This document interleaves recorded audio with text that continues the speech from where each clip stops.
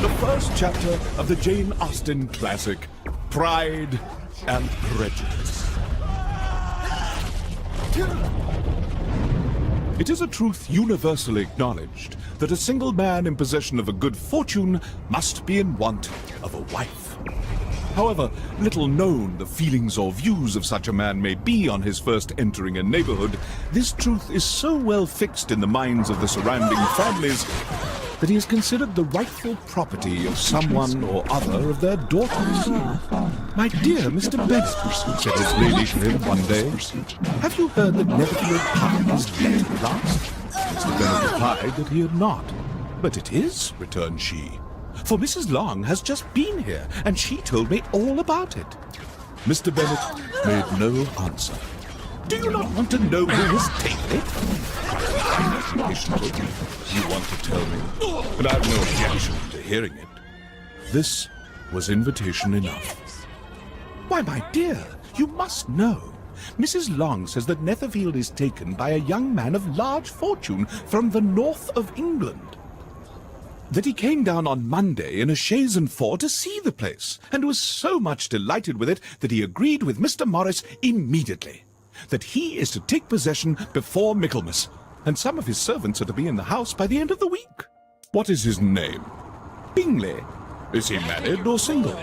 "Oh, single, my dear, to be sure. A single man of large fortune. 4,000 or 5,000 a year. Send this to the news. What a fine thing for our girls." "How so? How can it affect them?" "My dear Mr. Bennet," replied his wife, "how can you be so tiresome? You must know that I am thinking of his marrying one of them."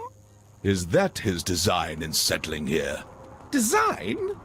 Nonsense, how can you talk so? But it is very likely that he may fall in love with one of them, and therefore you must visit him as soon as he comes." "Well, I see no occasion for that. You and the girls may go, or you may send them by themselves, which perhaps will be still better, for as you are as handsome as any of them, Mr. Bingley may like you the best of the party." "My dear, you flatter me."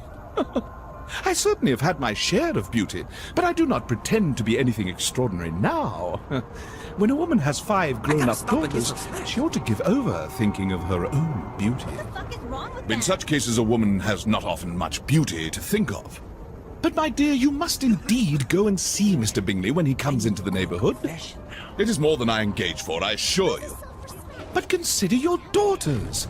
Only think what an establishment it would be for one of them. Sir William and Lady Lucas are determined to go, merely on that account, for in general, you know, they visit no newcomers. Indeed, you must go, for it will be impossible for us to visit him if you do not." "You are over-scrupulous, surely.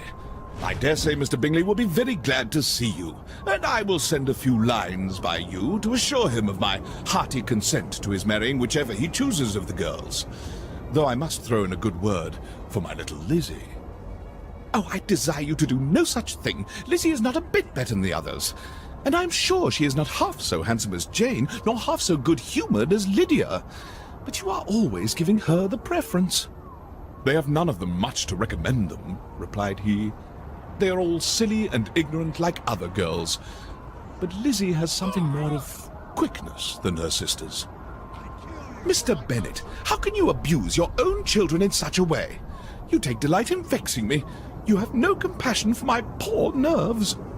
"You mistake me, my dear. I have a high respect for your nerves. They are my old friends. I have heard you mention them with consideration these last 20 years at least. Ah, you do not know what I suffer. But I hope you will get over it and live to see many young men of 4,000 a year come into the neighbourhood. It will be no use to us if 20 such should come, since you will not visit them." "Depend on it, my dear, that when there are 20, I will visit them all." Mr. Bennet was so odd a mixture of quick parts, sarcastic humour, reserve, and caprice, that the experience of 23 years had been insufficient to make his wife understand his character. Her mind was less difficult to develop. She was a woman of mean understanding, little information, and uncertain temper. When she was discontented, she fancied herself nervous. The business of her life was to get her daughters married. Its solace was visiting and news.